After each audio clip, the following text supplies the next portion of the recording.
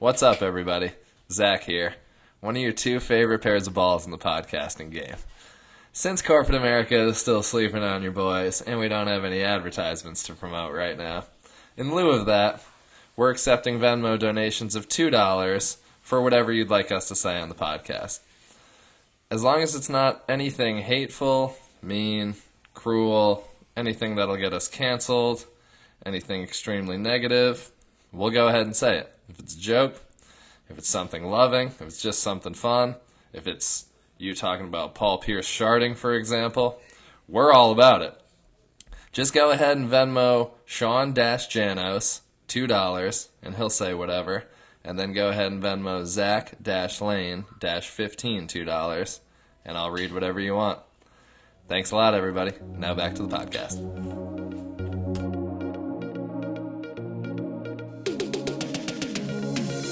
Hey everybody, episode 5 of the Balls Out podcast. I'm here. It's Wednesday night. We just watched the end of a crazy Sixers-Hawks game. We got Clippers-Jazz going on right now. Jazz are up 10 about midway through the second. Zach, how you doing tonight? I'm fucking so happy, dude. I love to see the Sixers lose. It's just, oh yeah, it's so awesome. Yeah, you think that's sick, don't you? Dude, I honestly think it's pretty dope, actually. I just love to see Joel Embiid proving that he's not the best center in the league, and Nikola Jokic still reigning supreme. There's a reason Embiid came in second in MVP. Right. So I originally planned for us to start with Suns Nuggets, but let's just jump right into Sixers Hawks. I mean, this is on the top of our minds. Just watched the end of this game, this crazy game 6, where the Hawks overcame a 26-point deficit to take the 3-2 series lead in Philadelphia. In Philly. City of Angels, right? Yeah, City of Angles. Because they don't know how to spell. City of bad angles on their jump shooters shots. Oh, nice, yeah. Bad angles on Ben Simmons' free throw. Yeah, the only shooter that they have with good angles is Seth Curry, and they really wasted the Seth Curry game here. He had 36. He shot 13 of 19. He hit 7 threes. Most of it came to build up this enormous lead that they got, but then he kind of faded away. And then Embiid, you look at the box score, it looked like he had a great game. He had 37, 13, and 5 with 4 blocks. But he didn't score in the last 7 minutes of the game. And he missed 2 enormous free throws with 11 seconds left when they were down by 1. Embiid doing his best Beavis and Butthead impersonation by not scoring when he thought he was going to score, for sure. And miraculously, he wasn't even the one who struggled the most from the free throw line because he's on the same team as fucking Benny Boy Simmons, who shot 4 of 14 this game from the line. They went with the Hack of Simmons strategy down the stretch, which made Doc have to go with some weird rotations where he's subbing Shake Milton in and out in the final few minutes, taking a cold guy off the bench just to move the ball around. He didn't take a single shot or make a single impact play. But here, let me just take you through the final 3 minutes. I've got one question for you before you start that. What is it? Do you think Ben Simmons in the pregame, when he's listening to music and getting shots off, do you think he's listening to that Waka Flocka song and goes, Brick Squad? You were halfway through telling that story. I'm like, he's going to say Brick Squad.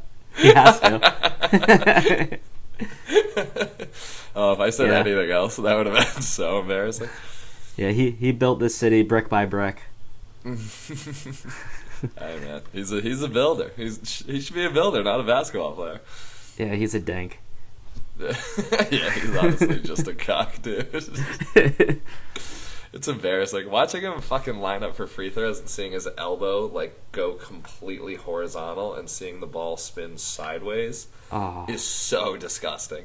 He shoots with the wrong hand. He opts to take every jump hook and layup with his right hand. He'll take a reverse on the right side when he has an open lefty layup. And then he just insists on shooting free throws and mid-range jumpers with his left, and it's just terrible. Yeah, he's a dink, dude. People that are lefty are dumb. Figure it out, Ben Simmons. People have no idea which hand they shoot with. Just gotta figure it out, and he's the only one. Yeah, I don't really understand that. That's so crazy.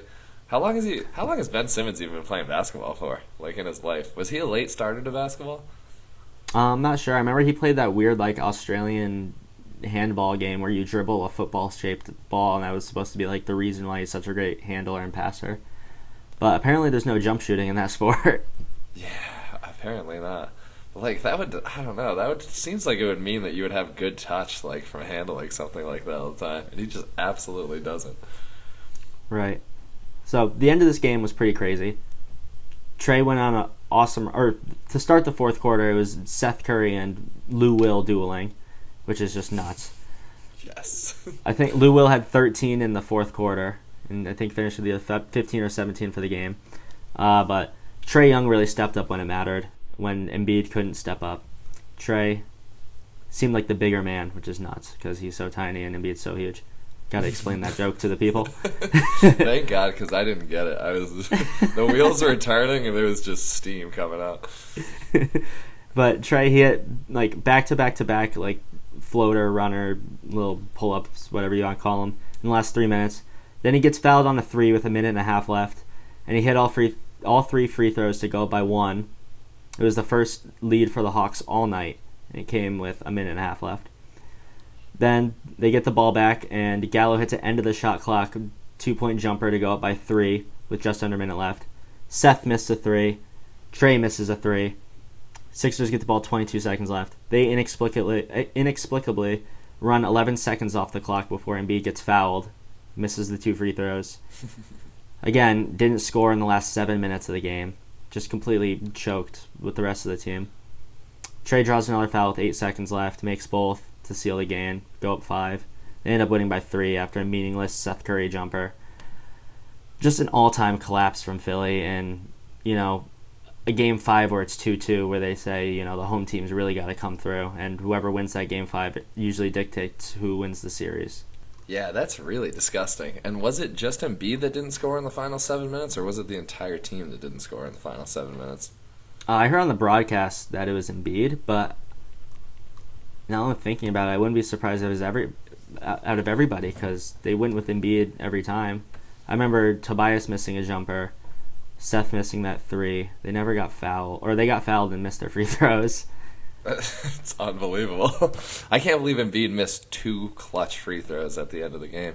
You know who would never miss 2 clutch free throws at the end of the game? Like, tons of NBA players, like so many. And my mom. Didn't see that one coming. But also, Nikola Jokic would never miss 2 clutch free throws at the end of the game, a.k.a. the best center in the league, obviously. Yeah. I mean, the All-NBA team's dropped. He's the first team. The voters didn't bite on the NBA's gimmick. They didn't give Embiid the first team nod as a forward. They held him down to the second team. They didn't. I was looking through it, and bullshit. I was thinking about it. I'm like, Zach's All-NBA teams were pretty fucking spot on. Dude. Am I gonna say I'm surprised? No. Have you had a chance to go through them yet? Yeah, I checked him out. I mean, it's pretty fucking stupid that LeBron was on the second team.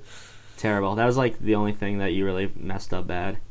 Yeah, you had Butler on the second team, right?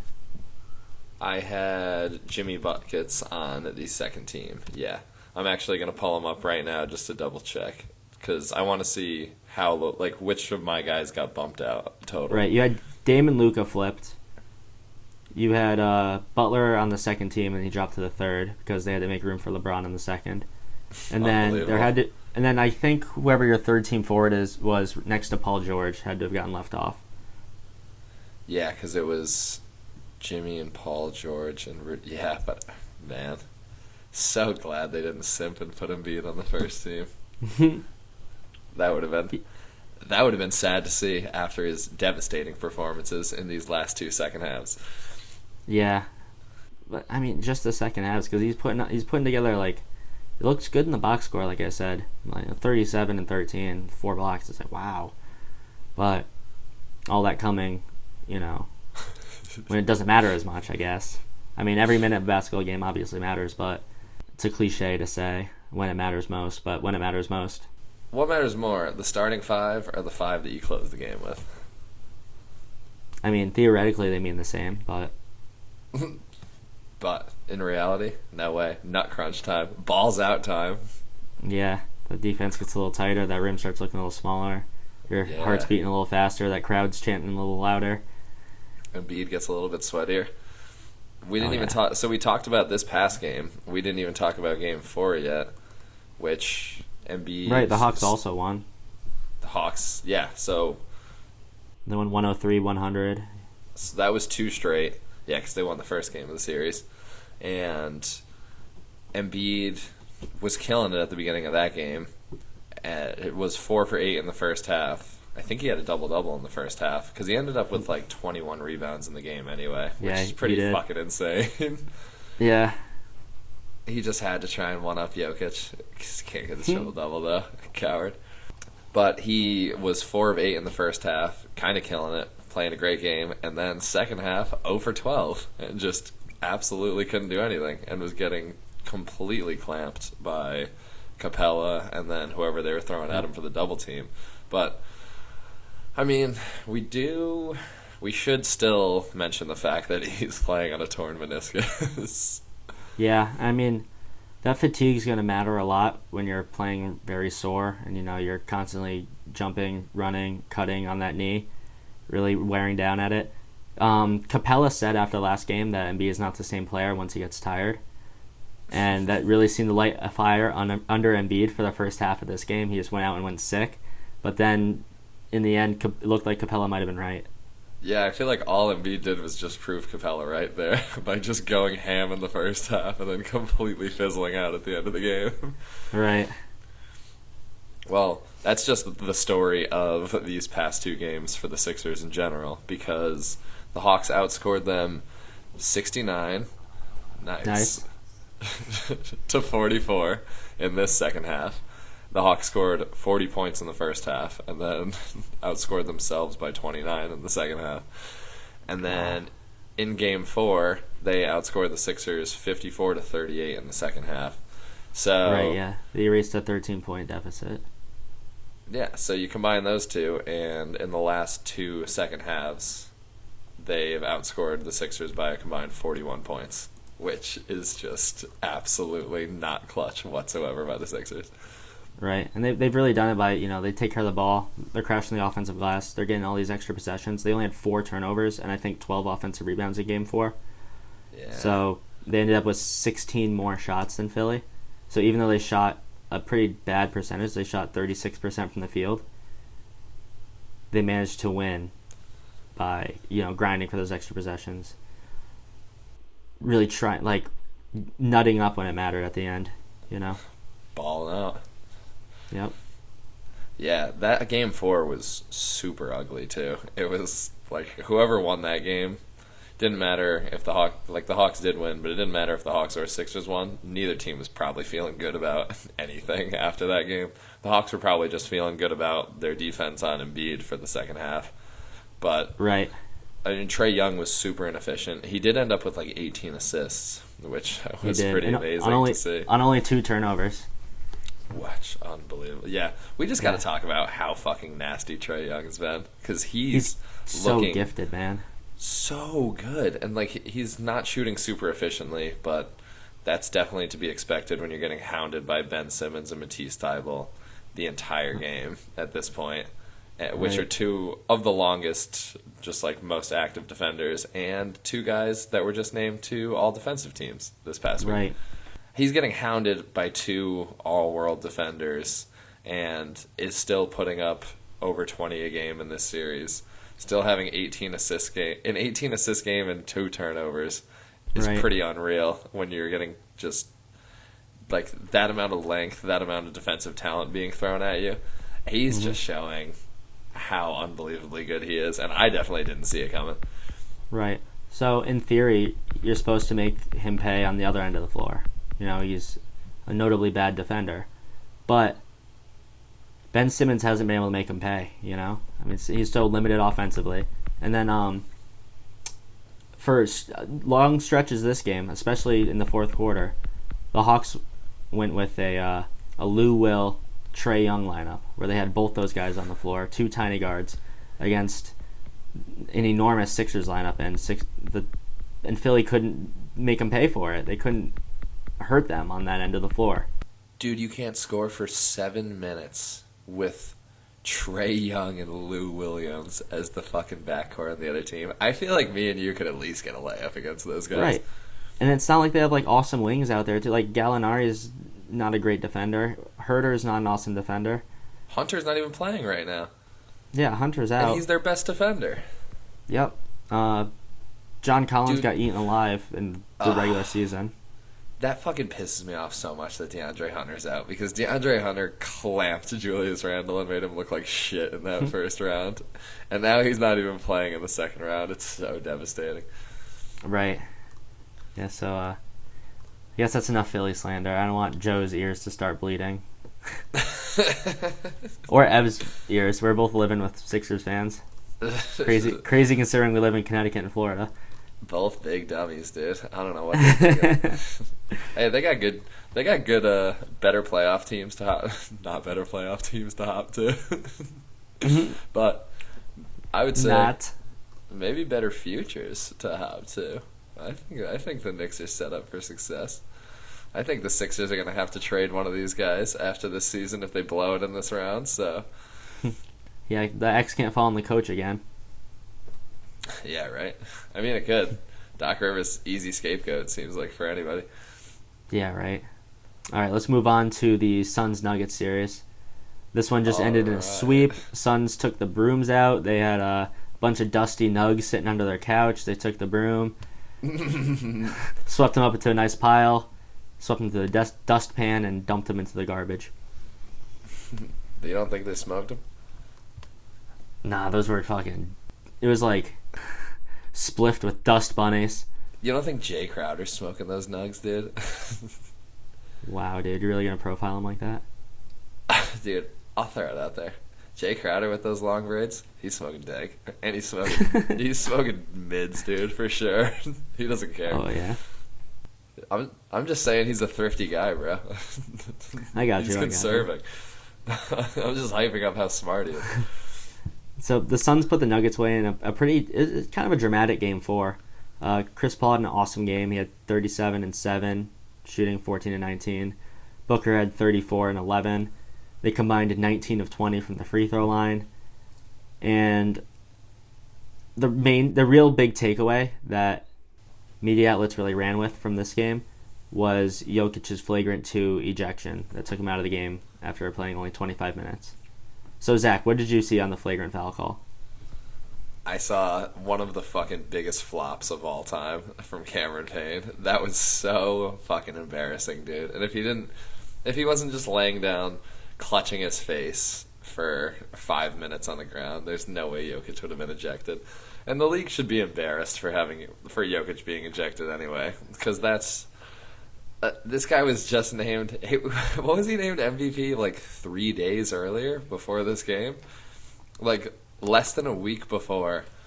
He swings down. He's clearly making a play on the ball. The wind-up definitely looked really fucking aggressive. It's the wind-up that they really called, it seemed like, because he hit the ball with his hand. He hit the ball. He clipped the nose. Like, he clipped his face a little bit, but, like... Yeah, with, like, okay. His bicep. Like... You don't try to hit someone with your bicep. And Jokic doesn't have a bicep, bro. So, what? That's not muscle hitting you there. That's not going to hurt that fucking bad. Yeah, it's like in sock in the face in a pillow fight. Yeah, exactly. He's just getting hit by, like, a fucking Ziploc bag full of mayo. Like, that's not going to do... Hey, man, don't make the puke sound. Mayo's delicious. Not from a Ziploc bag. But that was just so despicable. How many times... We both play basketball. We're both pretty elite street ball players. We could both probably go to Rucker right now, get a couple runs in, probably set some fucking Rucker highs, get some highlights going. But, I don't know what Rucker is, but I bet I could. You don't know what Rucker is? No. Oh my god. Is that like the park by your fucking apartment? Let's call it. Let's call the pod. I gotta get out of here. The Rucker Park's like the legendary like street ball court in New York City. Okay. Am I supposed to how am I supposed to know that? How are you not supposed to know that, dude? You're a basketball fan. This is Rucker Park. This is Boston fan shit, dude. Unbelievable. You gotta be a real Okay, I couldn't tell you the most popular street ball court in fucking Boston either. What a fake fan, then. Probably a YMCA. Probably. Dude, Rucker Park is just unbelievable. That's where, like, I mean, I know KD was there one summer, and I think they said he dropped like 67 in a game or something like that. Just something They insane. keep stats at these? What do they play yeah. to? 67 in a game? What the fuck? I think they literally do like full runs, like 12-minute quarter runs, like in these games, just getting Goddamn going. hardos. Yeah, they play crazy games, like, and I think they keep stats. I don't think the players keep stats. I think it's just fans there because there's always fans watching the games because they're legendary, and the fans will just keep the stats of what's going on. Does Booker get double teamed and then he goes, "We're not doing that, man." And then fucking cry about it, dude. Yeah. Oh my god, it's part of the game. Come on. But how many times have you been playing basketball and got hit in the face? And how many times have you reacted like Cameron Payne when you got hit in the face? I can once. think of once. Shout out Reed Ward. Shout out Reed, you dickhead. Yeah. Shit goes down on the Preston Park courts for sure. That's the biggest street park in fucking Connecticut for sure. God, you're probably the one person that I know that I shouldn't have asked. Yeah, and that was fucking justified. He fucking full face palmed my entire face. Yeah, that was way worse than what Jokic did to campaign. Way worse. And you know what? I didn't even get free throws. Reed still played. He didn't get ejected. Yeah, what the fuck? I should have reviewed that. Yeah, honestly. You should have had your coach challenge it, dude. Just bad coaching. For the record, I think that the flagrant 2 on Jokic, if anything, I guess it's a flagrant 1. Even that kind of seemed like a common foul. Kind of seems like it would do the trick there, but the wind up makes me kind of side towards a flagrant 1.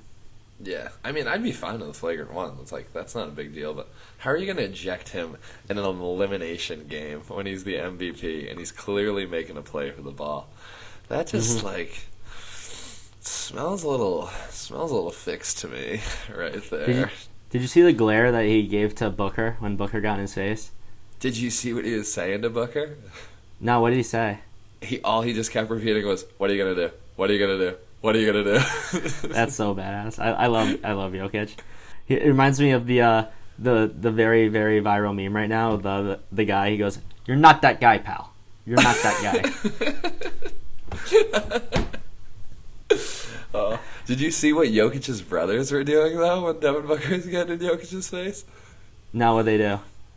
Oh my god! After the pod, you gotta look it up. It's so funny. Like, there's just this. There's like one camera that pans to them, and they're nearly courtside, but I think they can't be courtside because it's COVID. So they're like the first row up or whatever, and they look like they're like climbing over the thing, like looking like they're ready to jump over onto the court, and just like throwing fists in the air and just screaming at the top of their lungs.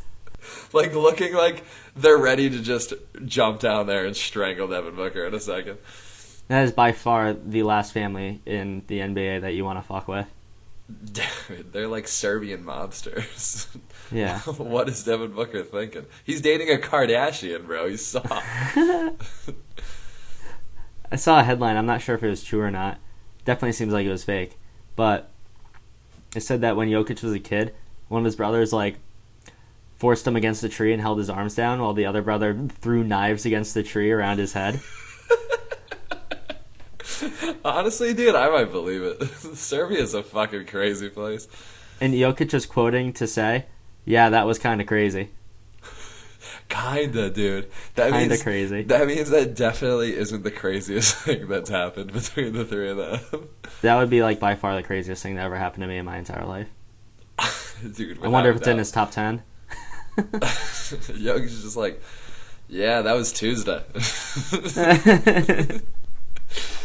I read this article that when Jokic was first drafted to the Nuggets and his brothers came over from Serbia and they came to Denver and they like all went to his apartment and a reporter like came to interview him. This is when Jokic is what, like 20, 21 years old. And his oldest brother is like 8 or 9 years older than him, so his oldest brother's like almost 30, and then the other one's like 27. And I guess like they got to the apartment and they just like instantly tackled Jokic and just started wrestling with him so hard. And just like roughhousing the shit out of him. Oh, baby brother's a millionaire. It's like, yo, baby brother, let me hold the dollar. Yeah, but Jokic's brothers are massive guys too. They both played, or one of them played D1 basketball. One of them played professionally overseas. The tallest one, the shortest one, is 6'7", and then Jokic is like 7 feet, and I think the other one's like 6'9". Oh my god. Yeah, so these are mammoth humans, and if I was Devin Booker, I would have fucking bodyguards around me at all times right now. Yeah, I would definitely have called my security that night and be like, "Can you guys sweep under my bed tonight?"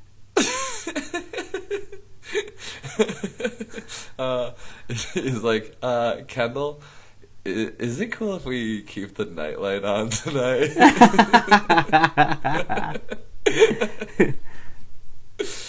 I'm scared of the dark.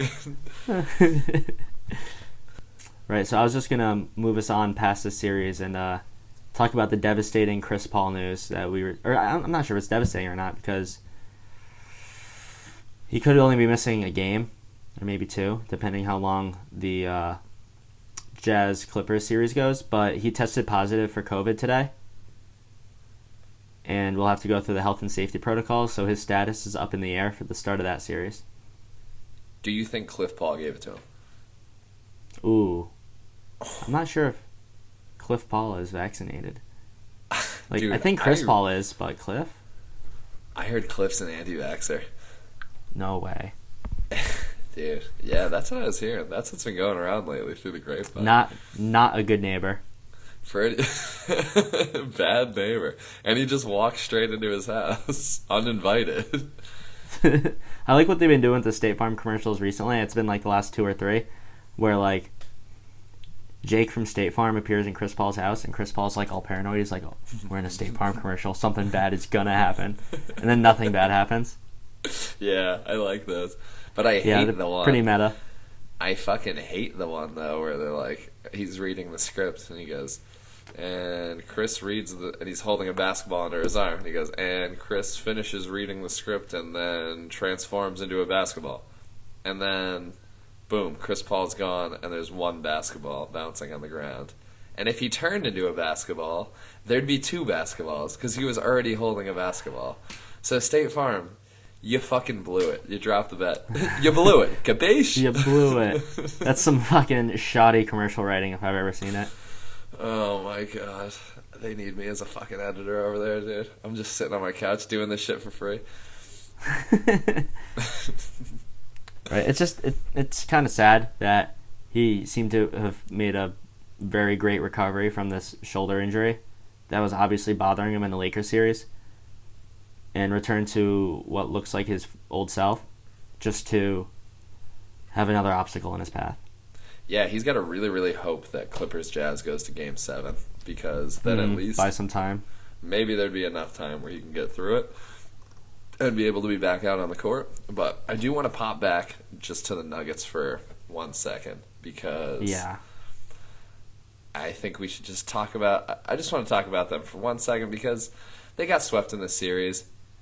There were people saying that this could be like, oh, Jamal Murray got hurt and like Denver could have missed their window this year. Like, this could have been their chance to win it all, because it's such a weird, crazy year and there's like no real favorite, and the Lakers lost in the first round, and maybe the Nuggets won't get this chance again.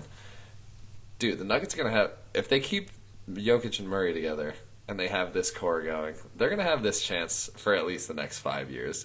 Jokic is 25 years old, was an MVP this year, got into the best shape of his life, played all 72 regular season games, played all the playoff games until he got ejected in the last one.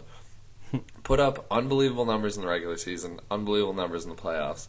One of the only guys in the league that makes every other player on his team better and seems like just an absolute joy to play with at all times.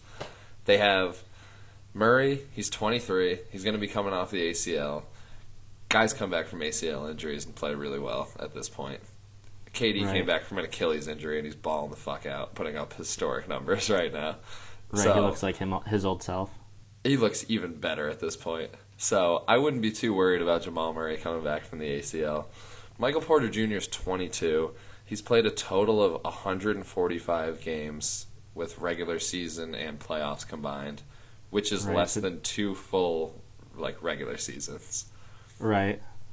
And he looks like the man right now. He looks like an elite shot maker, and he's definitely still figuring everything else out, but he's over 40% from 3 for his career in the regular season. He's like 39% from 3 in the playoffs for his career right now, and he's 6'10", and he can score from everywhere, and he's only 22 years old. Yeah, at worst, MPJ is a bona fide third scoring option. Yeah, and like a super elite one. Yeah. And, Jamal Murray, he demonstrated his playoff chops last year. The stage gets bigger, he gets better. Mm-hmm. And the Love year those types of before, his players. first year in the playoffs, too. Him and Jokic's first year in the playoffs, they fucking balled out to the max. Right. And then they got Aaron Gordon in the trade this year at the trade deadline. He's also only... It feels crazy, but Aaron Gordon's only 25 years old. It feels like he's been in the league for like 10 years. Oh, yeah. He was a project for sure. Yeah, but that's just the fucking Orlando Magic purgatory sesh. Just him posting up over there in limbo, just getting older and not getting better at basketball. Right. But he's like a pretty solid defensive juggernaut. Fits really, really well with the Nuggets. If he's going to be your fourth option on offense, he's going to be able to get 10 or 12 points a game, and that's pretty much all you need from him with the elite defense. So if they keep all these guys together, the Nuggets are going to be absolutely nasty for the years to come. They got swept this year. They had so many injuries. I'm not worried about it. I'm excited for the Nuggets to come back next year, and I just wanted to suck them off a little bit because they got swept, and I was feeling a little bit bad about it. And I was feeling bad for Jokic getting ejected there. Right. I mean, the future looks bright for Denver, but for now, they're just going to have to settle for getting stoned on the couch and watching the rest of the playoffs. Yeah. Jokic will have to settle for wrestling with his brothers with the game on in the background. Yeah, right. But yeah, the Suns right now, hopefully Chris Paul can get back because it'd be pretty sad to not see them at full strength in the Western Conference Finals, regardless of which team they're playing against. Who do you think has been the Suns' best player? Oh, Jesus. That's so tough. Yep. There's 3 candidates, really. Yeah, I feel like Devin Booker's been the best player, but Chris Paul has been, it's like Chris Paul's been, the most important player out there, basically. But I feel like Devin Booker's been playing the best. You gotta give me one name. You have to. All right, Devin Booker. All right. I think it's Chris Paul, honestly. I mean, these crazy assist games that he's having just have a direct impact on whether they win or not, by how much they win by. He's the floor general out there. I got some Chris Paul numbers for you, too. Yeah, give me some. Because I was looking up some Chris Paul suckage going on. The 37 that he had in the closeout game against the Nuggets was the most points he's had in any game in the last 3 years, regular season or playoffs. Wow. He did so efficient on 19 shots. That's so great. Yeah, he shot 14 of 19 in that game. That's despicably nasty. Without hitting any threes. He didn't hit any threes. Did he even take any threes? I don't think he has since the shoulder injury, to be honest. Yeah, dude. He's just chilling, getting the mid-range buckies going, which I love to watching see, him operate dude. there. Yeah. Oh, that's what I love from KD, too. Just, the willingness to pull up from mid-range and just drill everything. Yep. And Kawhi, And Kawhi. He's got, and Melo. These older guys, they know how to find their spots, and that really matters in the playoffs. Drop defense is the fad right now, and that's the perfect way to counter it. Mm-hmm. So we're gonna see how the Jazz, actually they don't have to handle Kawhi because he's hurt, but not right now at least. if the Jazz were to advance, we'd see how they solve the Chris Paul problem with him getting to the mid-range. Booker also loves to operate in that 2-point area. Mm-hmm. Yeah, they both get buckets from there. Chris Paul's also over 50, 40, 90 in the playoffs this year, with averaging 15 and 8, and I think like 1 point something turnovers a game. Oh my God, just the poster child of efficiency. Yeah, it's gorgeous. It's really, really, really gorgeous. How old is he? Is he Paul's. 36? He is 36 years old, confirmed. Fucking crazy. Drafted in 05. It's 2021. It's so crazy, dude. Right? Yeah. Chris Paul's he's really, really been the man. And I'm really happy. It's so awesome to see. And the Suns are a cool team because they're kind of like the most classically developed, like the most classically arranged team where it's like the pass first floor general point guard who's not even really looking to score unless he has to. He wants to get everybody else involved. They have the shooting guard that's an actual just like scoring shooting guard. Like it's like what the definition of shooting guard is. Like he just goes out there and shoots and he scores very, very well in Devin Booker. They have the defensive rim running kind of semi do it all-ish center with DeAndre Ayton. Like I mean he doesn't shoot very much. He kind of just like lives around the basket on offense at this point, but he's gotten so much better on defense and he's become a pretty solid anchor for them. And then they just have the 3-and-D wings like Mikal Bridges, Jay Crowder, and Cam Johnson that are like low usage, play really good defense, and then just hit shots when they need to. Right. It's like such a classically devised team. It's kind of awesome to see. Yeah, and I love the way that this team was put together. Pretty similar to last year's, except for they picked up a great 3-and-D wing in Jay Crowder, and they replaced the floor general of Ricky Rubio with the much, much, much, much, much better Chris Paul. Yeah, much. Makes all the difference. Much better. Yeah, I don't think I can say much enough times. Yeah, definitely not. You need a few more. Also, but since we were talking about who the best player on the Suns has been, let me just drop Devin Booker's numbers for you. We did know that he went for 49, 48, or 49 in the closeout game against the Lakers. Right. Which is pretty nasty. He's averaging almost 28 a game, nearly 7 rebounds, 5 assists. He's just off on all these things. It's 27.9 points. It's 6.8 rebounds, 4.8 assists. And he's shooting almost 49% from the field, 38% from 3, and 92% from the free throw line. On the fringe there, 30, 40, 50, 90. Yeah, cuck. Not getting it done, dude. Blowing it. He's edging 50, 40, 90. He said, "Ooh, I'm gonna make my next shot to get up there." Nuts. All right. Speaking of edging, ooh, not sure if this is a good segue or not, but we got a Venmo request. The both of us, we got the same one, and it's to name our top 5 hottest NBA players, and that is hottest in the attractiveness sense, not in the whether they're fucking playing well. Who cares about that? Yeah. Talking about the sexy guys out there on the court. Most pods talking about game performance. We're talking about dudes we want to fuck. That's how this goes. Yup. Yeah. This is what you want to listen to. Right. And, alright, so I'm going into this. I'm confident that I can guess your top 5.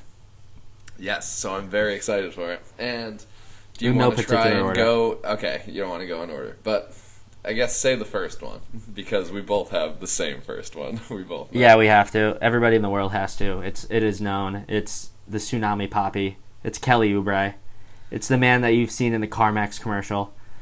He's fucking gorgeous. He's just like this big, slender, sexy man. God, dude, you were getting lost there for a second when Oh you my looked God. up. You just started swooning, dude. I thought you were going to pass out. The first time I saw that CarMax commercial, I was watching one of the games with my roommate Evan, and I see Oubre come on the screen, and I don't even recognize that it's him at first. I go, And then you came on the screen, right? yeah, Kelly came on the screen, and then I followed shortly after. But the second that Tsunami Papi's face appeared on the screen, I didn't recognize him, and I was like, "Oh man, that guy is hot." And Evan goes to me, "Oh dude, that's Kelly Oubre." I'm like, "Oh yeah, it is." Yeah, Tsunami Papi, aptly named, causing wetness in my pants. That's for sure. He's just an absolute stud. He has fucking gorgeous eyes. He's super tatted up. He's just like, he's got the smile. He's kind of got everything. You go to his Instagram page, under every single one of his posts, it's a million comments by just guys and girls just saying how much they want to fuck him and suck him off.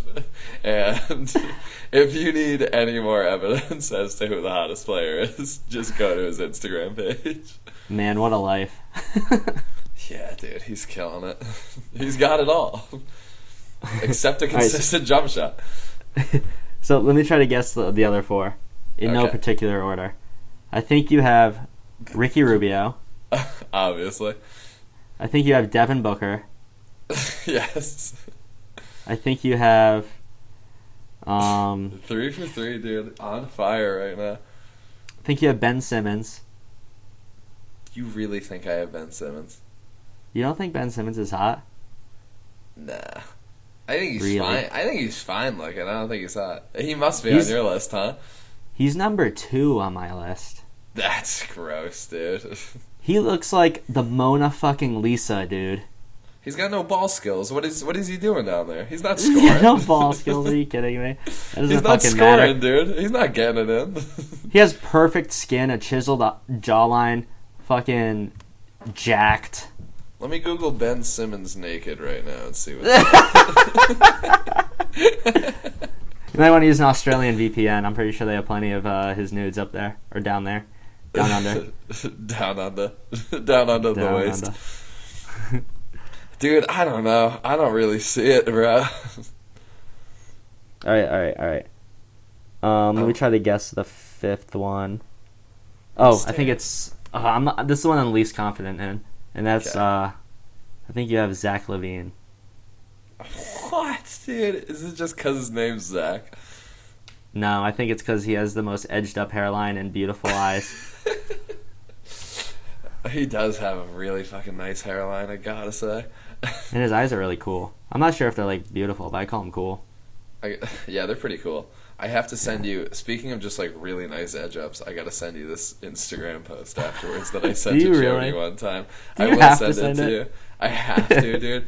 It's Jalen Rose with the most crisp, pristine like Dude, he edge keeps up that shit tight for sure. Dude, it is wild. It must have cost like $45,000 because it's Have you heard? so fire. Have you heard Zach LaVine on the All the Smoke podcast? Yes, I have actually. He talks about the best hairlines in the league, and he says he's got the best, and that Tatum's is also great. And he talked Tatum's about great. Jalen Rose's too. Does he talk about Trae Young's? I don't think anyone talks about Trae Young's. Dude, Trae Young's hair looks like it's stapled to like where his hairline is. It looks so fucking bad, dog. Yeah, it looks like a bad like elementary school art project. It's wild because the Hawks have two of the guys with the worst hair in the league guaranteed in Trae Young and Gallinari. Ah, poor Gallo. He never stood a chance. Yeah, Gallo's hair could be fine, but I just don't know why he went for the mohawk. All right. We're not talking about the ugly players. We're talking about the hottest. And God. I'm mad I started 3 for 3. Then you didn't have Simmons on yours. I thought that was gonna be a lock, and then I wasn't confident in Zach LaVine. He was just kind of the one I shoehorned in there. Dude, He's the fifth. I think I just had a brain blast. What is it? I think I know why Gallinari is the mohawk. Why? Mohawk. Like the Hawks? Like the Hawks, dude. I think that's probably why he did it. That's dumb. I mean, that's a good epiphany, I guess, but if that's the reason why, that's so dumb. That'd be so lame, but if it is, wow. That would be hype that I nailed it. I gotta get Gallinari on the phone ASAP. All right. So I just disclosed that Simmons is my number 2. Who's your 2? Yeah, so Simmons is your number 2. So you nailed my first 3, but not All in in a the row? exact order. All right, so you have Book 2, really? I have Book too. I left Book off mine, dude. I knew you would gas Book up, dude. He's hot, dude. Book's really He's just fucking light-skinned. got it going on. There's nothing special about the way he looks. That's not even true, bro. Let me pull him up right now because I know what he looks like. You don't have to pull him up. yeah, but I want to look at him again because he's so hot. Ugh. First off, what a fucking terrific smile. Second off, he's one of those guys that, like, when he smiles big like that, his eyes kind of close, like, a decent amount, which I always think They always look like they're closed. Yeah, I always think that's pretty attractive. I just think that's a good move. The big smile like that, your eyes closing a bit. That's nice. Mine do that, and I'm not fucking... You're hot, Number 2. dude. You're Oh, stop it. You're not in the NBA. If we're talking about dudes, I want a fucking general. Ooh, you know what I just realized? Ooh. We just took sides on the Kendall Jenner dating triangle. Wow, dude. And I stand on the right side of history, bro. You blew it. I don't know, Capiche? man. It's not over. You blew it. You know what she said? Damn, Ben Simmons can't score. And Devin Booker, god damn, he can put it in the hole. Dude, if the Sixers get bounced by the Hawks and the Suns still have to play, I can see Simmons pulling up to the Kendall Jenner residence outside of with a really cool Camaro, big leather jacket on, smoking a Camel Crush. Like, With a hey babe, fucking you want to big- hop in? With a big boom box like it's the 80s. Oh yeah, playing some fucking. Bump it down under. Do you come from a land down under? He's just playing the Yeah. didgeridoo outside of her fucking bedroom window. He's like, wah, wah, wah, wah. He goes to throw a rock at her window to, like, get her attention. Accidentally throws it through, like, her fucking mom's window. through Kylie's window. Just fucking blowing it. Travis Scott's Wow. gonna kick his ass, dude. That's pretty funny that we nailed that, though. I know, right? That's pretty cool. All right, so that means your 3 was Rubio. number 3 is Handsome Rubio. Just a fucking, He's also 3 on mine. We got consensus there. He's also 3 on mine. Let's go, dude. He's so beyond handsome. It's insane, and especially dude, with his he's- long hair, it's crazy. He is suave. Oh my god. That's just the perfect way to describe him.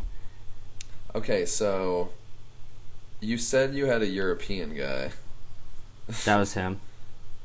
Okay, there we go. Yeah. I was gonna say you weren't talking about Ben Simmons, right? Because he is from Australia. And Right, that's yeah. Not Europe. No. I was talking about Rubio. Okay, perfect. So there's Rubio. Yeah. So it's just He's got full great bar, eyes, too. 4 and We have to 5. throw that in there. Awesome eyes on Ricky. All right, I think we should drop the initials of the guys' names for each other to try and guess. All right, you go first. Oh, damn, dude, because my first one, it's so easy because, my number 5, he kind of goes by his, like, everybody just calls him his initials in the league, so it's kind of tough.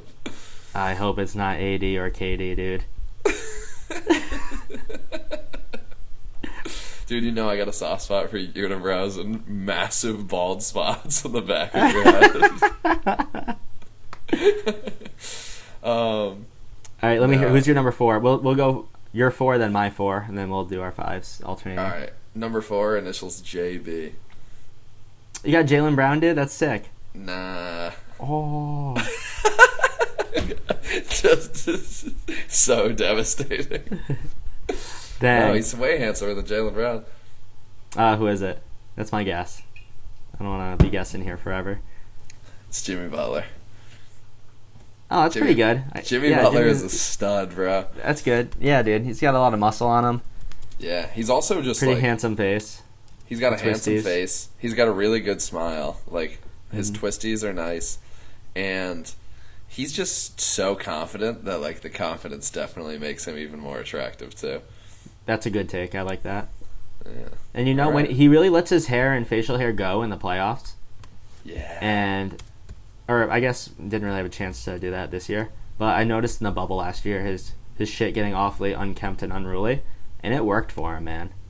It made it Yeah, seem like he was right? putting in like 12-hour days at the factory and coming home ready to pound his wife.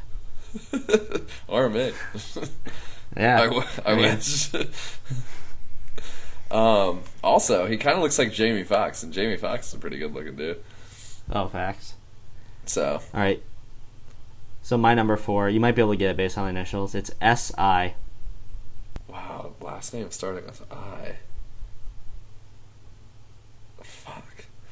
He's a stud, dude. He's a stud. He's a A dink. stud. Yeah, my last 2 are just beefcakes. They're so fucking jacked. S.I. This is really, really hard. Want me to give me the team he plays for? Yeah. The Clippers. Serge Ibaka. Yeah, dude. He's French as fuck, dude. Those fucking cheekbones. Yeah, you know what? Serge Ibaka is a really fucking handsome guy. I'll say it. Yeah. And he's fucking huge, dude. He's got broad shoulders. He's huge, and he's an amazing chef. Yeah, he can cook. He has that cooking show that's just crazy great. What's it like to have it all, right? Right, dude? Gotta have it. Gotta have a tiny dick, no doubt. You think Serge Ibaka isn't packing, dude? Oh my god, I also forgot about this picture of him wearing it's him wearing this scarf to a game. I think it was a Raptors playoff game, and the scarf legitimately goes down to his boots. Oh my god. Dude, with the glasses and the hat, what a fit. Yeah, dude. That And he can instantly- dress. What the fuck, dude? That ups his hotness levels even more. It's fucking devastating now. Yeah, dude, and look at his fucking shoulders. That shit is remarkable. Oh yeah, he's fucking cut, dude. And his cheekbones, it looks like he contours his face, dude. Oh my god. What a guy. Alright, so we got Serge Ibaka. Yep, alright. Your 5th guy's initials. It's just so unbelievably easy. M P J. I'm not sure if I'm gonna get this one. I doubt it. I knew there was no chance. Dang, Michael Porter Jr. That's pretty good. He's like a pretty boy handsome. Yeah, he definitely is. He's kind of like that. He's kind of just Very got different like from my number 5. He's got like the popular kid in high school type handsome vibes. Yeah, the Brad vibes. Yeah, but man, he's got a really good smile. He also has like the squinty eyes when he smiles really hard. You're just his big into hair- light skins. I got a type. It's too easy. Yeah, he's a good looking guy, and he was one that I really came around on too, because when I first saw him I wasn't sure if I thought he was that attractive. And then shout out James Credit, but James is Instagram DMing me constantly, just telling me how hot Michael Porter Jr. was, and I don't know if I got fucking brainwashed or what, but Biggest fan. yeah, he was really just going for it, sucking him off. So You're either gonna love my 5th or you're gonna hate it. yeah, we're gonna love to hate it. It's so unconventional. All right, it's I gotta just- hear the initials. It's a take I'm so ready to make. His initials are E.K. Oh my god. I definitely think Penis Cancer is a pretty good looking dude, but I don't think he's top 5 hottest dudes in the NBA type handsome. Dude, look up Enos Kanter jacked. I mean, dude, just always. Dude, he's so fucking shredded, bro. He's huge. You just like these fucking. You're just going for bods only. I got a type, man. You're just We looking- both got types. You're just looking for dudes that can pick you up. He's easy on the eyes too, though. You know, He's easy on the eyes. like if I was going for bodies, I would have taken LeBron, but I always think easy on the eyes is like the most grandma comment ever. I think it's so funny. Yeah, he's like, you know what? The thing is, too, he's always got his facial hair done up pretty fucking perfectly. It's like always Yeah, that trimmed goatee is up and pretty nice. manicured. Mhm. And he's constantly switching it up too. His hair and his facial hair is always just pristine. right. He pulls off a big nose. That's very hard to do. He really does pull off the big nose. And he's got a good smile, and he's also constantly fighting for social justice and calling out the bullshit going on in Turkey all the time. So, like, That's he's a right. good guy, too. Oh yeah, he's got that. He's a fucking chiseled out of stone softy. Yeah, dude. He literally looks like he's made of granite, bro. Dude, now look at, whoa, that's crazy. Just look at a picture of him without facial hair, though, and then you're going to change your mind right away. Like a picture of when he's a rookie. Yeah. Oh, dude. The glow up is dude. It's like a car accident. Like, you can't stop looking at it, but you don't want to see it. Man, the glow up is so real. Dude, it's literally just facial hair. What about him and Steven Adams next to each other when they were on the Thunder as Young Bucks? The Stash Bros. The stash. I forgot he was just pulling the stash off at one point. Yeah, dude. Oh my Looks kind of God. bad with just the stash. Now I gotta see that. It was definitely Steven Adams' idea to be the Stash Bros. Dude, he looks so much weirder with no facial hair. It's insane. Enos Cantor, I feel like Stash he Bros. definitely got into weight. Like his face thinned out too as he got older. Yeah, he definitely started to figure it out. You know, sometimes you just need the facial hair. I think for me it's really done some wonders as well. Dare I say? Oh yeah, dare you say it? You do dare, and I agree. Beard looks awesome on you. Let's go. Good looks. Just tossing it out there, trying to get the slurp. Yeah, really fucking casting the line out there, seeing if a fish bites. Hook, line, and sinker. I'll bite, no bait. Wow, I actually want to get one of their Stash Brothers T-shirts now. It's a little dated, don't you think? Yeah, but that's pretty hype. It's vintage now. I'm happy you like the Cantor pick. I was afraid I was gonna get a lot of pushback for it. No, I really think he's like just the fucking man, dude. I love Enos Cantor so much. Yeah. And He's just the great. nickname for Enos Cantor, not actually penis cancer. Yeah. I will He's one of the only specify. He's one of the only players I follow on social media. Yeah, same here. I Yeah. really like following him. And also, he's just such a bro as a teammate. Like, he was really awesome to have on the Knicks. He just completely embodies whatever team he's on, and he's all about the city, Oh, and yeah. all about the fans, and all about his teammates. You just gotta love him. Yeah. You gotta love him. Love him.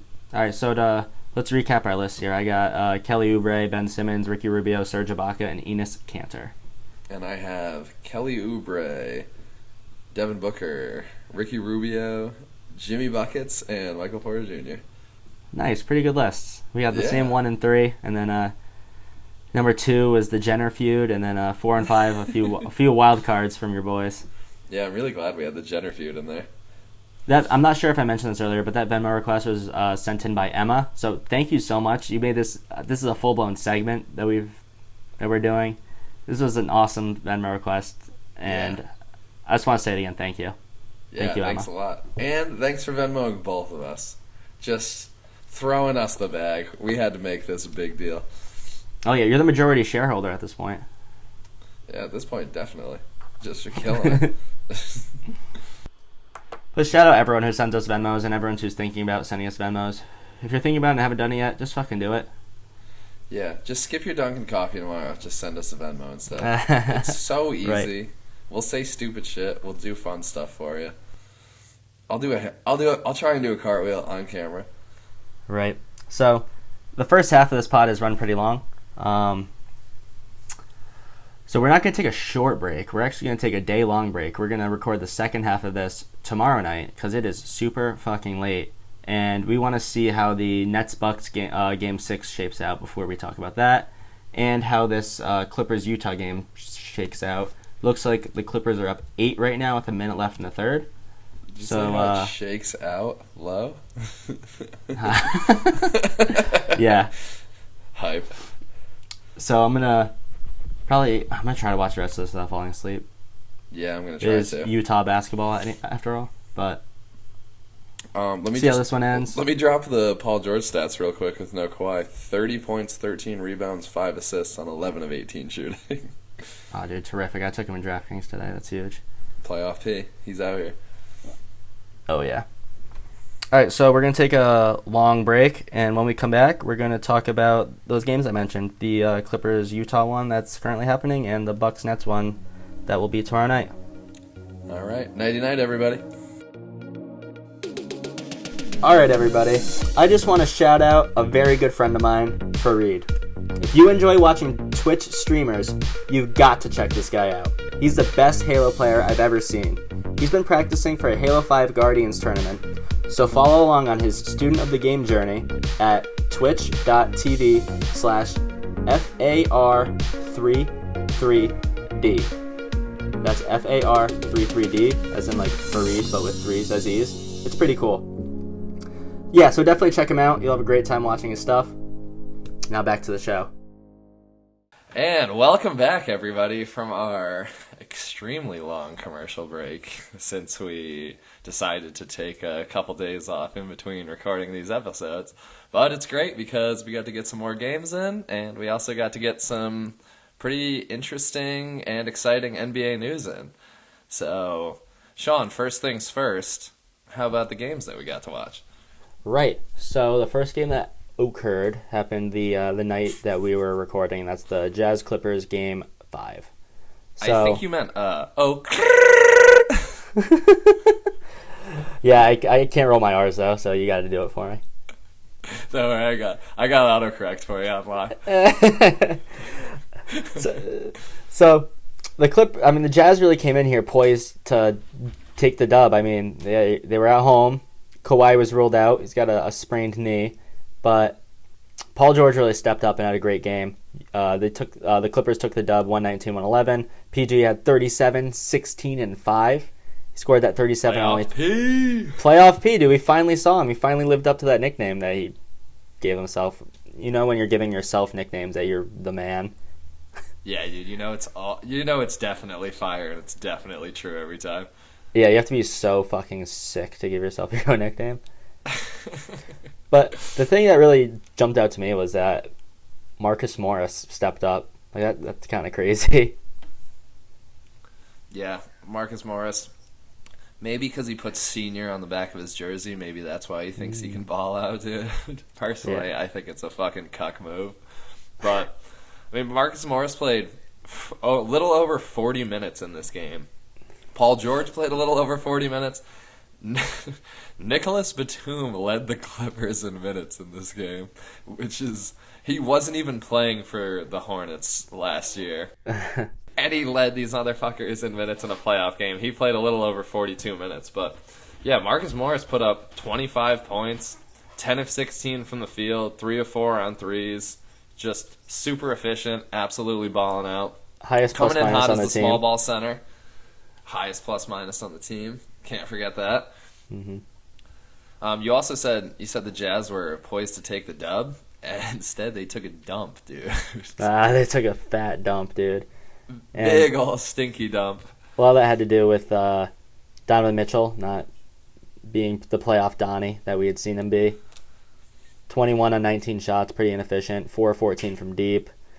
Just kind of a big yikes on his part. Wow, we're so in sync. leading scorer was Boyan, who hit 9 threes. Kind of a great game from him, but nobody else really showed up. I mean, Gobert had a 17-point double-double. Expect that from him. Yeah, so Bojan he shot 10 of 20 from the field. He made 10 shots, and 9 of them were threes. That sounds about right. Pretty exciting. And 9 of 17 from 3, so he shot over 50% from 3. And he took 17 threes, and he took 20 shots in the game, so he was just jacking it up. He said, yo, I'm about to let that thing fly. I'll let that thing fly. With a 3. The Jazz shot pretty good from 3. They were 20 of 54. It's 37%. You know, making 23s in a game, you're probably doing something right. But couldn't come away with the W. Clippers, they just they took a lead in the third quarter and never let it go. Closed the game well without their best closer, which is pretty remarkable. Yeah, that's pretty amazing. And it's really great to see Paul George step up like this because I do like Paul George as a player. I don't like him talking himself up and making excuses for why he doesn't come through in big games and all that. But today he actually, I mean, not today, 2 days ago, when the game happened, he actually brought it and came through and, to pull out, I mean, they were down 2-0 in the series. They've won 3 straight. It's Kawhi Leonard injured. Paul George is the best player in the game by far. Came through huge, set him up to go into Game 6, which is back in LA. So he silenced all the haters in Utah, and now they have a chance to close it out in LA, and that game's tonight. That's right. I'm definitely going to be watching. I'm going to be locked in. I'm going to a bonfire, but I'll watch it on my phone. Can't miss this one. Nice. You're going to enjoy that nature. Yeah, dude. Yeah, I have friends. I hang out with people. Gonna chill at the bonfire with my eyes glued to my phone the entire time. That's what I just said, isn't it? Damn. Yeah, I'm going to the bonfire, but I'm gonna be locked into the game. Fuck. Pretty awesome. But you know what, dude? That's the dedication we need right there, bro. That's the balls right. out dedication. Yeah, dude. Working on the weekend like usual. I just noticed about Batum's stat line that we didn't mention. What's up? He played 42 minutes and he took 6 shots and every single one of them were threes. As soon as I looked at the stat line when you said that was the first thing I noticed. Dog, 42 minutes you don't take a shot inside the arc? That's hilarious. Pretty wild, but you know what? That's like some 42 minutes, 6 shots is like some Ben Simmons shit, except for the fact that he took all threes and was probably not afraid to take shots down the stretch of the game whatsoever. Yeah, he shot about the same percentage from the free throw line, 0 of 0, 0%. Yeah. He shot better from 3 than Ben Simmons did from the free throw line. Ooh. So, and that's 50%. So, fucking crusty on free throws. Jesus. Someone ought to tell Ben that he's shooting with the wrong hand. I don't think anyone's ever said that. I think that's my take that I'm just now coming up with. I don't remember anybody saying that either. Come to right? Of it, dude. Yeah, but I had no idea. I definitely don't even remember that, from the first half of the podcast or anything like that. In all seriousness, I just heard, I was listening to Kevin O'Connor and Chris Vernon, and Chris Vernon said that Simmons should try shooting granny style from the free throw line. From the free throw line? That was, didn't Drummond start doing that for a little bit? I don't remember anyone doing it recently. All I know is he cited that Wilt Chamberlain did it for one season and shot his best career free throw percentage, but then referred back to his previous way because he was getting made fun of and he couldn't take it. Because he's a coward, dude. Well, you know who did do it, for literally his entire career? Rick Barry. Rick Barry, and he's one of the best free throw shooters of all time. Yeah. Which is pretty amazing. And also, dude, fucking thick skin, unlike Wilt Chamberlain. And he called out Wilt Chamberlain one time for being so mega soft and not being able to get it done. So Rick Barry is just daddy to Wilt. He's son to Wilt. That's hilarious. I didn't know that he made fun of him for being a coward. Yeah, it was... It's really funny because it was while they were both still playing in the league, and Rick Barry just, had an interview, and they asked him something about Wilt Chamberlain, and he said, yeah, that guy just doesn't really have what it takes to get it done. He's not built like me or like Bill Russell, like some of these other guys that come into big games and they want the ball and they're ready to close out the games and win championships. This guy shies away from the moment. He's not about it. Just absolutely called out a 7-foot, 270-pound mammoth of a man. And there were no repercussions for it because Wilt Chamberlain's soft, dude. Wow. He said, listen, kid, you ain't got what it takes to make it in this town. He said, listen, Will, you're not the big Steve in this town.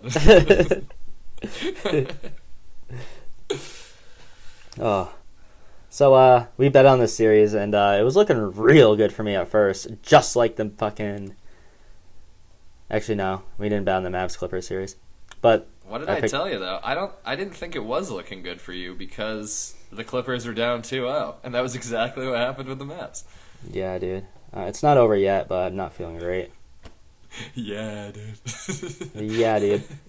Maybe the Jazz will fucking show us why they're the 1 seed. Isn't it crazy? Both in both conferences, the 4 seed has a 3-2 lead over the 1 seed right now. No, they don't. Because Yeah, you know who's the 4 seed in the Eastern Conference? the Hawks. Oh no, it's the Knicks and the Hawks are the 5. Ah, the Hawks are the 5, dude. So That's even right. the lower seed, and they're beating up on the Sixers. Sheesh. All right, all right. I'll rephrase. Both 1 seeds are down 3-2 in each conference. Nice. Are you gonna cut out what I just said? No, What I'll you keep. said before? I'll keep it. I'll own it. What a bro. What a fucking bro. Yeah. All right. So I think we've really kicked the tires on this one. We started talking I'd about say so. Ben Simmons free throw shooting. We somehow got back to that. So let's move on to the Bucks Nets series. Watched a really fucking interesting game 6 last night where Chris Middleton was really the X factor. He had 38 on 16 shots. Awesome efficiency. 10 rebounds, 5 assists, 5 steals. Went 11 and 12 from the free throw line. Awesome game. Giannis had 30 and 17. Drew Holiday had 21, 8 and 5. And aside from those 3 players, the rest of the Bucks team scored 15. So crazy, dude. Which means They that the Nets and the big 3 on the Bucks tied. Jesus Christ.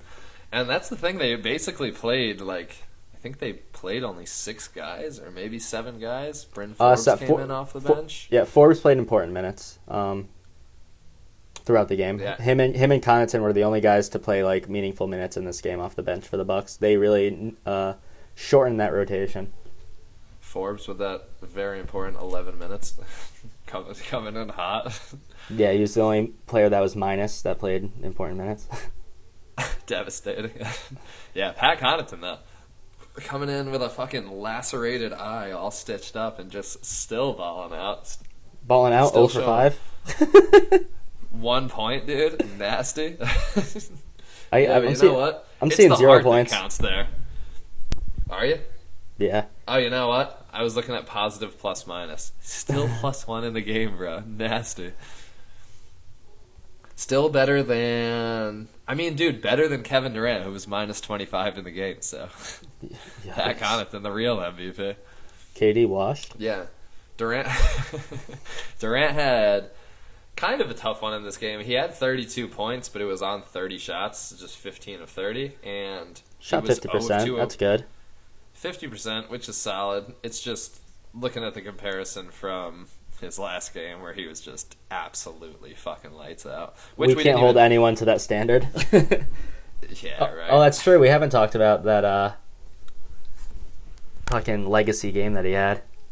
Yeah, I don't even know, like, there's not even too much to talk about besides the fact that it was just, like, one of the fucking best performances I've ever seen in my entire life by an offensive player. It was fucking Certainly was. disgusting, dude. Yeah.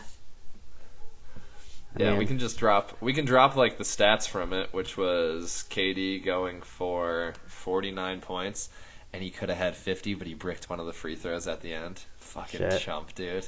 He Not didn't need even it. clutch at all, bro. But he had, what did he have? 49, 17, and 10, or 49, 18, and 10? I think it was First 17. time in playoff history that a guy put up 45 plus, 15 plus, and 10 plus, so... Mm-hmm. Absolutely ridiculous numbers. Super, super high efficiency by him.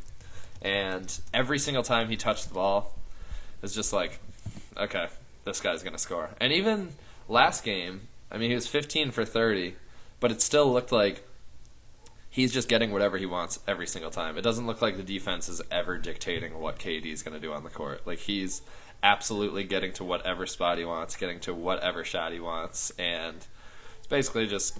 It's make or miss at that point. It's just his mechanics. I'm confident that if you did a 1v1 tournament of every player in NBA history, that KD would win it. Yeah, I'd probably say so, dude.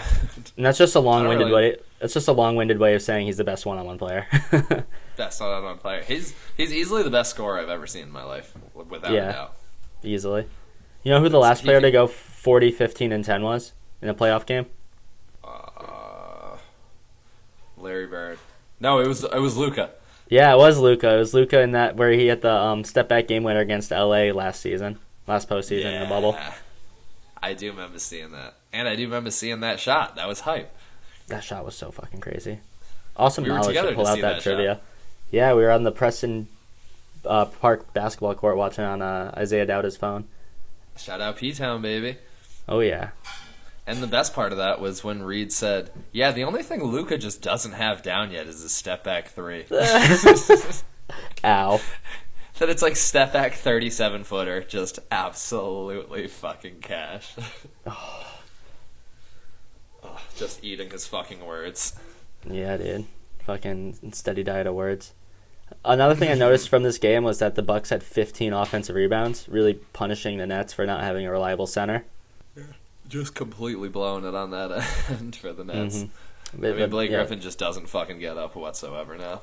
Right. Neither team really knocked down threes. This was just a physically dominant game for the Bucks. It's going to be a physically dominating team. The Bucks just haven't knocked down threes pretty much for the entire series. I think just, was it game 4? Yeah, when they won back-to-back. It was game 4 they hit like a decent amount of threes, but besides that, they've been super off from three for a team that was pretty good in the regular season. Right. Yeah, 7 for 33 in this one. Not much better than a little worse than the Nets. Nets were 9 to 30. Yeah, Jesus, pretty crusty. And then James Harden in this game, at least he shot better from the field, but yeah, Harden 5 for 9 from the field, but it just looks like he absolutely cannot fucking move around with his just completely blown hamstring at this point. He played just under 40 minutes in this game with a bum hamstring and just basically can't move side to side, basically cannot move. Like, he can't run, he's just walking around the entire time.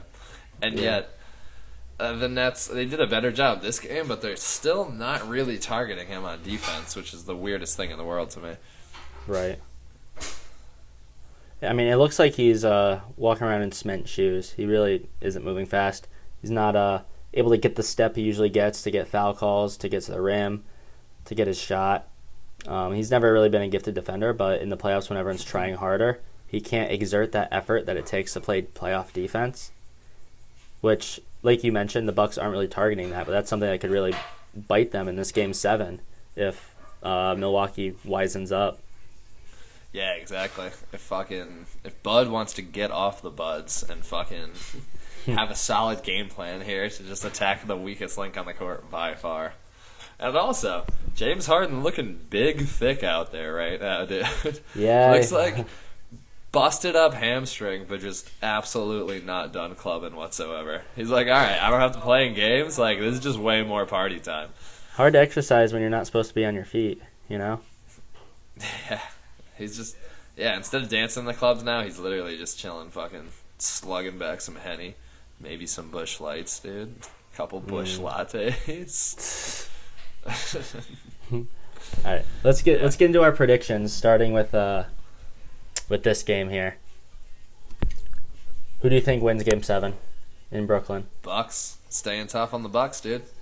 Bucks. My prediction from the rip was Nets in 7, so I'm standing by that. How confident are you in the Bucks?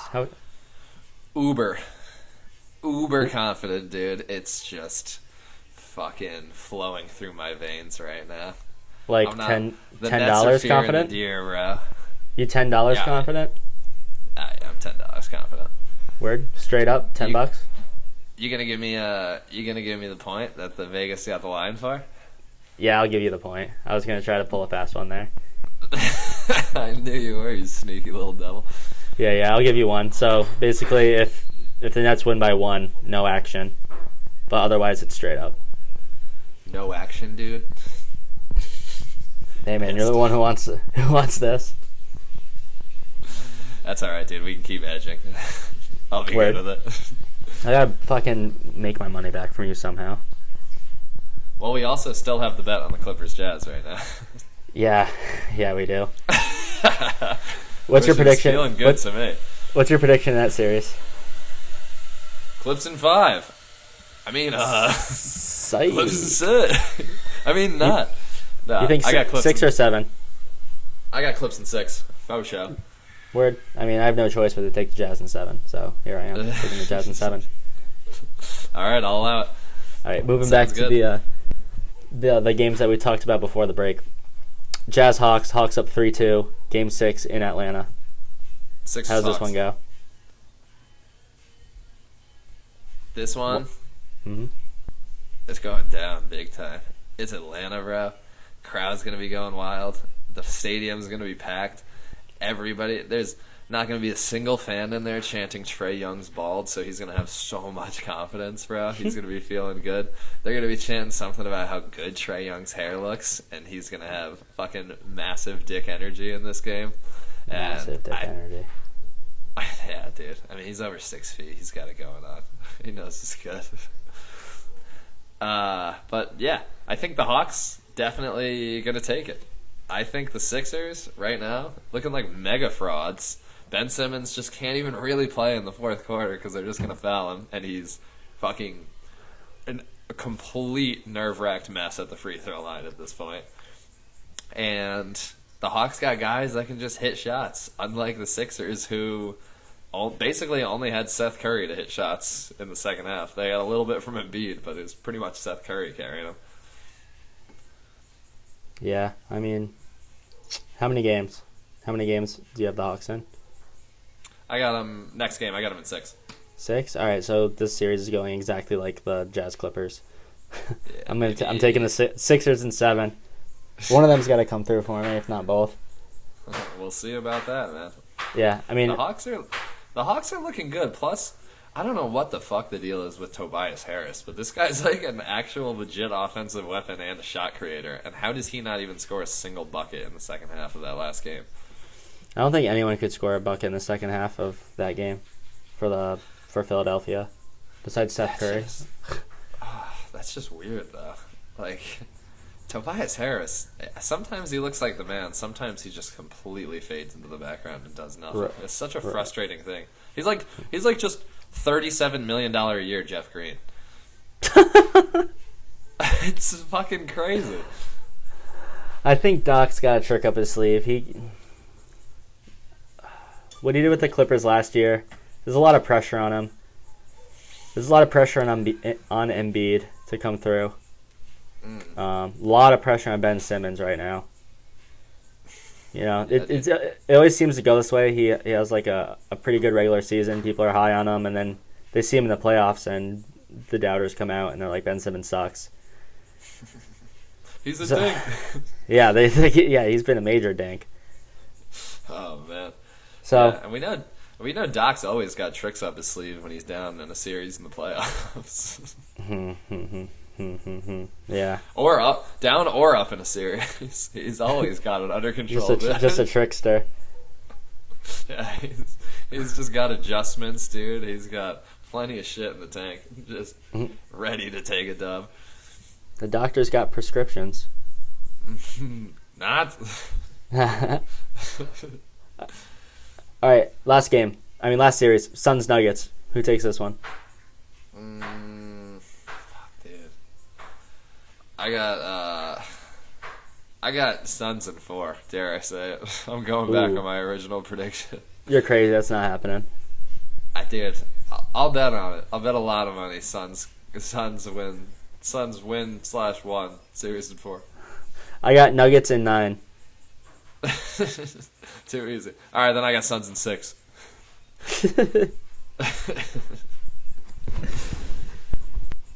Right. All right. So moving on. We're on to our weekly segment, Who Went Balls Out. So as a reminder, each week we select a player, coach, or other basketball-related person that went balls out in the last week. Zach, you can go first. Balls out, baby. We already talked about him, and I'm going to stick with it. I'm talking about the boy right now, Paul George. He's been doubted so much. After last year, Game 7 against the Nuggets, hits the side of the backboard on a corner three-pointer. He nicknamed himself Playoff P before that. Everybody starts calling him Pandemic P and Way Off P. Way Off P is so good. I love Way Off Way Off P is so fucking good, dude. It's such a hilarious nickname.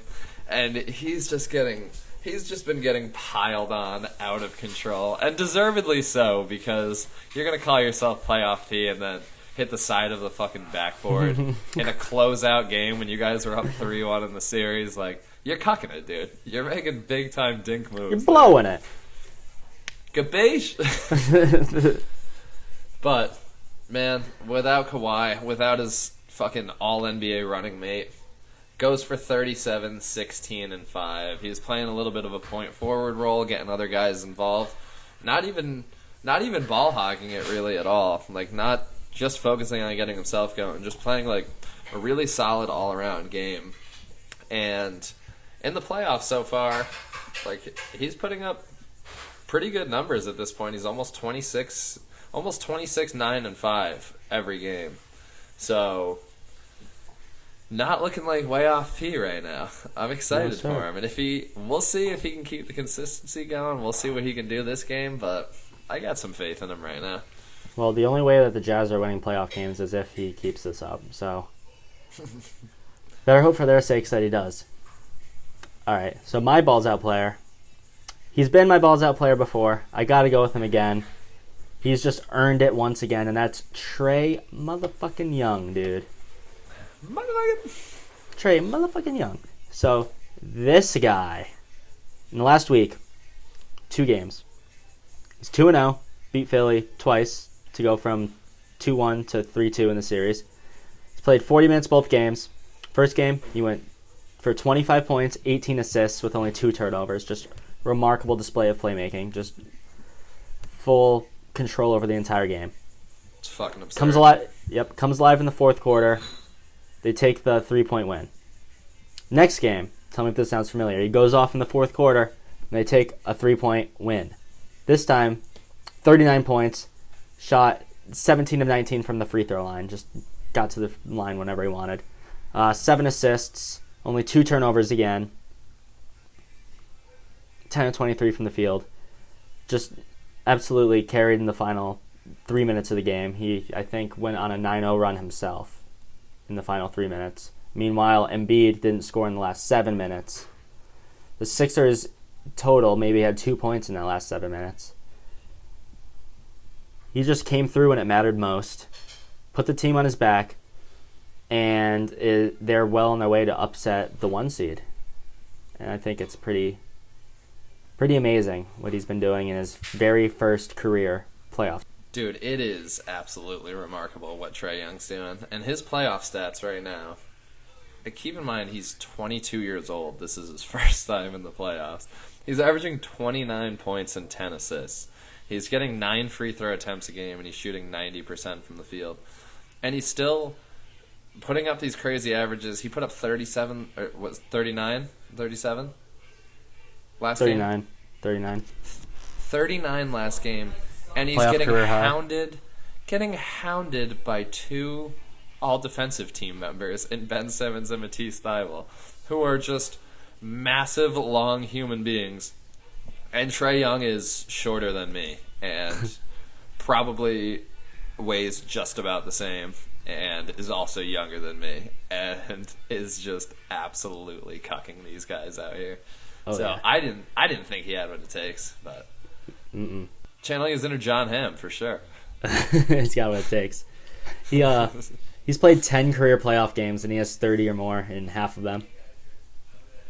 It's fucking absurd, dude. It's so crazy. Yep. And also half of them were double doubles. So wild, dude. And now at this point, just averaging 29 a game in his first career playoffs. And the active playoff leaderboard of just like points per game for players, he's got to be probably in the top 3 at this point. I mean, small sample size, but absurd. Your first playoff games are where you're supposed to have your worst numbers, so. Exactly. Yeah.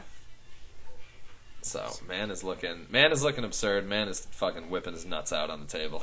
Oh yeah, another man that deserves a mention for both of our balls out player of the weeks is Kevin Durant for that remarkable Game 5 performance. Yeah, shout out KD. He's the fucking man. Everybody knows he's the man. Even if he's balding, sometimes you got to make deals with the devil. You want to be one of the best basketball players on the planet, you got to sacrifice the bald spot in the back of your head. Yeah, your hair's got to look like a broken screen door if you want to be 7 feet with ball skills and a jumper. You just can't. You can't have it all, dude. Nobody can have it all. No. I mean, look at LeBron. Look at Jordan. Look at Kobe. None of that gray hair. Jordan he didn't have the hair, but the bald look for him was just absolutely. Yeah, him and Kobe both look great bald. Yeah, they fucking absolutely nailed it. KD, I don't think would look good bald. That's the real problem for him. I know. There's nothing he can do. Yeah, I think he'd have just like a weird ass head. He has to. I feel like he just has to do like some kind of crazy hairstyle, or just honestly get fucking plugs, dude. You have so much money. Like, come on. Yeah, honestly, he won't get that much shit for it. He'll get more shit for having bad hair than he would for getting plugs. It's kind of amazing for a guy as sensitive as KD is to like not get hair plugs. It seems like something you would definitely be pressured into. Well, if he got like the whitest looking haircut, like just like the businessman like coiffed like Clark Kent hair, a little like comb over, dude. That would be so funny. I think you should do it. I would love hilarious. to see it, dude. I would eat it up. That'd be so good.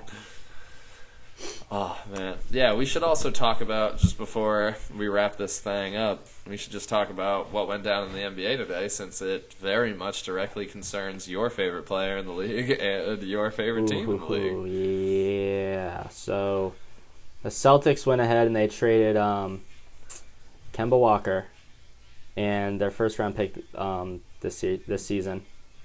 Number 16 pick in the draft, which is a 16. fucking good pick. It's just outside of the lottery. A mid-first. It took a mid-first to get off the Kemba contract. And what they're taking in is Al Horford and Moses Brown. Oh, dude. Fuck. Never mind. I forgot you guys got Moses Brown. You easily won the trade. I like Moses Brown. He was a DraftKings superstar for about a month. I'll be honest. I do not know a single thing about Moses Brown. He's got pretty cool hair. He's kind of handsome. He's all right. I mean, big man depth. Handsome enough. Big man depth. That's what they needed. Okay, that works. But now they don't have a starting point guard unless that's Marcus Smart, which I really hope it's not. You think Peyton Pritchard slides into the role, dude? He can't start. He's not ready. He's not that good. He definitely can't do it. That'd be crazy. Yeah, I mean, it's sad to see Kemba go. I mean, can't say I loved him in Boston, but it was his best chance to win in his whole career these last few seasons. Now it looks like it's going to be tough for him to win a ring before he retires unless the Thunder flip him, which I'm really, really hoping they do. Yeah, I wouldn't be surprised. I mean, they're still hoarding draft picks, dude. They got another first-round pick, which is fucking insane. Mm-hmm. But they could flip Kemba for something. I mean, can they? The Celtics had to attach a first-round pick to Kemba to get off of the contract. So, I mean, the Thunder have 1 million first-round picks, so they could attach, 3 first-round picks to Kemba and actually get a solid player off of it, I bet. Right. But it's weird because the Thunder have their starting backcourt. It's Shai Gilgeous and Lou Dort. And so that means Kemba's going to be, the highest-paid backup point guard in the league? That's what makes me think that they're not done moving him yet. It's not a good fit. That's what I was thinking too, but it's just, how are you going to find a fucking taker? Things happen in the offseason. Teams get jumbled up. Maybe a team strikes out on a free agent point guard they really wanted, and they're kind of desperate to make a move. Yeah, what I think is real crazy about this is that this is Brad Stevens' first move as the general manager, is to flip Kemba and a first-round pick to get back Al Horford, who they just didn't fucking re-sign 2 years ago when they had the chance to do it. That's Brad Stevens' revenge on Kemba for hitting that. For beating Butler in the national championship in 2011, is sending him to Oklahoma City. Said, "Fuck it, bro. Go live in Oklahoma. Have fun with the Cavs, dude." He's playing the long game for the last 10 years. What a genius play, dude. What a fucking spiteful motherfucker Brad Stevens is, apparently. Don't get on his bad side. I guess that's the lesson here. He's going to bring Gordon Hayward back next. Yeah, now he's going to flip Al Horford and 3 first-round picks for Gordon Hayward. Or maybe just straight up flip Jaylen Brown for Gordon Hayward. In other NBA news, though, something that happened yesterday was Carlisle stepped down as head coach of the Mavericks, launching himself into the head coaching portal, and he's probably the best head coach available right now. I would say so. He was the head coach of Dallas for over 10 years? Right. He was the only him, Popovich, and I think Spoelstra are the only head coaches with their teams when the song Fancy came out. I saw that on Twitter. Every other head coach has been moved around. That's also a very good trivia answer right there. Yeah, right. I forgot what some NBA Twitter account tweeted it, and I was like, oh, it's pretty funny. I'll say that on the podcast without crediting them. That's really awesome. Yeah, I really wonder where Rick Carlisle is going to end up, because he's definitely a really good head coach, and I wonder if he just wanted to get out of Dallas because the offense is, hey, Luka, just run a million pick and rolls, and you can't really say anything to Luka Doncic because he's the franchise centerpiece, and you have no control pretty much over what the team's going to do if you're Carlisle at that point. I read that there's a lot of tension between them, but I'm also hearing that all these head coaches in the hunt for jobs are waiting to see whether the Bucks drop this series and if Budenholzer's job becomes available, because he's on the block, and coaching Giannis is enticing to a lot of guys. So, and I'd imagine that Carlisle would be the leader for that if Bud was to get fired. Yeah, he'd probably be the favorite. He's a really creative head coach. He won Dallas's only championship with Dirk, which was pretty amazing, going up against the fucking Heatles in the first year. And, I mean, do you think if they lose this Game 7 that Bud's going to get fired? I don't think he should, but I think he will. That's what it sounds like. Usually when there's all these murmurs, they come to fruition. Like, there's a lot of chatter surrounding the Mavs moving off of Carlisle right before it happened. There's a lot of chatter around Kemba getting moved right before it happened. The NBA rumor mill just really seems to be on point lately. Just nailing it. A lot of talk about Stan Van Gundy losing his job right before it happened. Yep, that's right. Exactly. That was mostly leaks from Zion's camp, it sounds like. I think it was his stepdad that said something. Damn.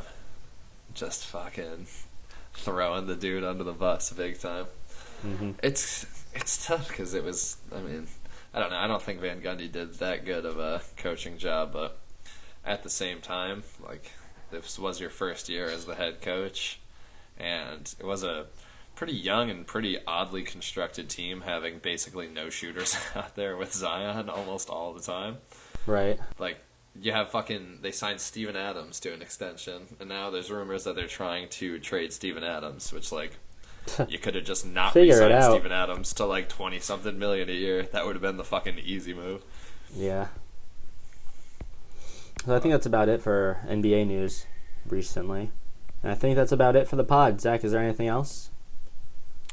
No, just once again, thank you, everybody, for listening. We really, really appreciate it. And, subscribe, tell your friends, tell your family, subscribe on everything for us. Everything. Spotify, Apple, and YouTube, please. All of them. Everything. Snail mail. Yep. Pigeon mail. Tell everybody you know. Everybody. I don't care who it is. Everybody. Tell people you don't know. Be like, hey, watch Balls Out. Yeah. Strangers on the street, dude. Slap them in the face. Say, Strangers yo, on the Balls street. Out. Coworkers you don't know. Great icebreaker if you want to meet somebody. Be like, hey, you listen to the Balls Out podcast? They'll be like, no, what's that? Unless they do listen, but they probably don't. And be like, well, you should listen. It's fucking great. Yeah. Icebreaker, you're a single dude, you see a pretty girl at the bar, just walk out. Yeah, you hear about these balls out? Just like, what are you talking about? Boom, you got it in. You start talking about our podcast. It's too easy. All right, thank God. I thought you were going to tell people to take their balls out at the bar. I was like, this podcast does not condone public exposure in any way. Yeah, no, absolutely not. I mean, I do condone peeing outside, but just, make it when there's not a lot of people around, ideally. But if you gotta go, you gotta fucking go. He's right here, officer. The guy that pees outside, he's right here. Come for me, dude. I'll fucking pee on the side of I'll pee on the side of a narc nest, bro. I'm gonna clip you saying "come for me," and I'm gonna listen to it every night. If you want to, I can just do an ASMR version for you after the podcast. Ooh, we're gonna have to make a Patreon, and that'll be for our platinum subscribers.